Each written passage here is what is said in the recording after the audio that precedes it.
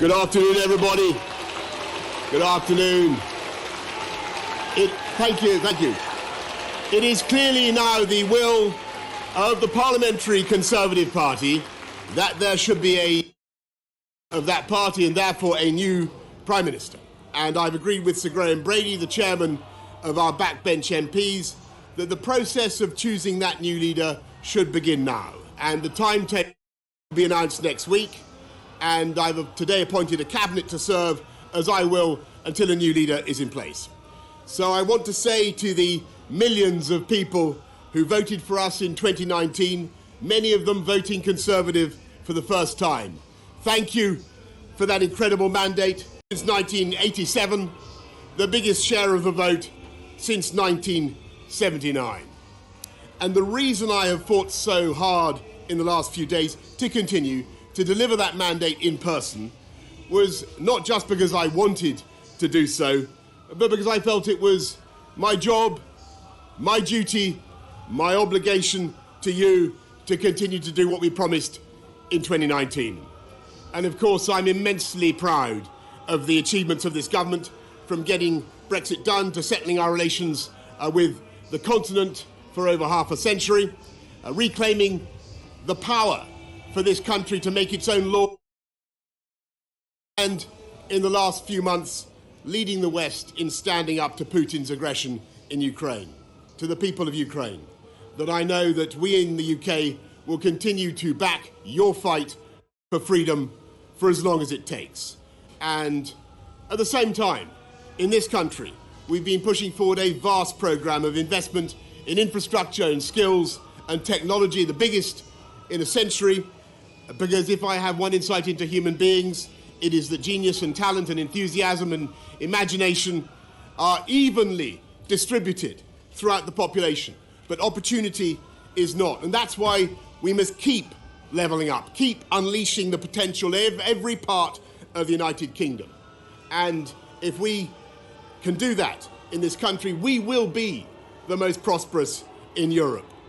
And in the last few days, I've tried to persuade my colleagues that it would be eccentric to change governments when we're delivering so much and when we have such a vast mandate and when we're actually only a handful of points behind in the polls, even in mid-term after quite a few months of pretty relentless sledging, and when the economic scene is so difficult domestically and internationally. And I regret not to have been successful in those arguments, and of course it's painful not to be able to see through so many ideas and projects myself. But as we've seen at Westminster, the herd instinct is powerful. When the herd moves, it moves. And my friends, in politics, no one is remotely indispensable. And our brilliant and Darwinian use another leader equally committed to taking this country forward,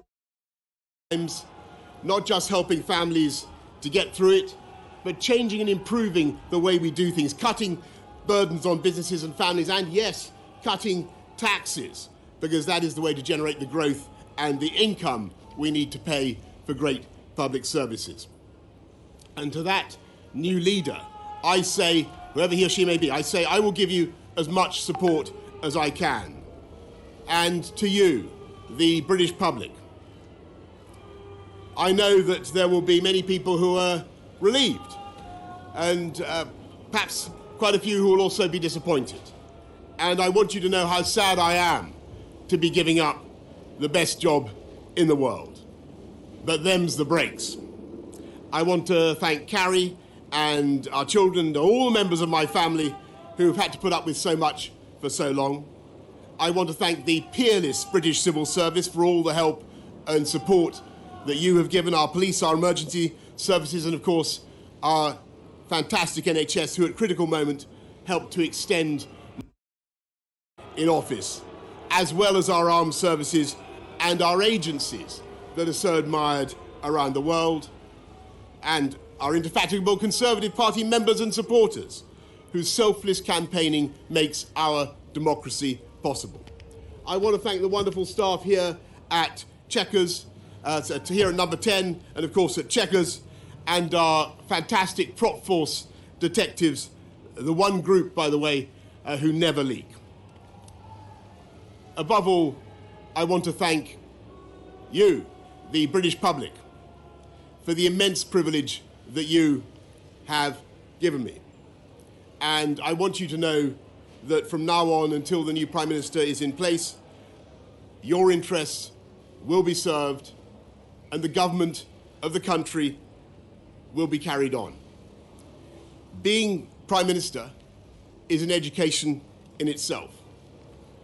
I've travelled to every part of the United Kingdom, and in addition to the beauty of our natural world, I found possessed of such bound can sometimes seem dark now. Our future together is golden. Thank you all very much. Thank you.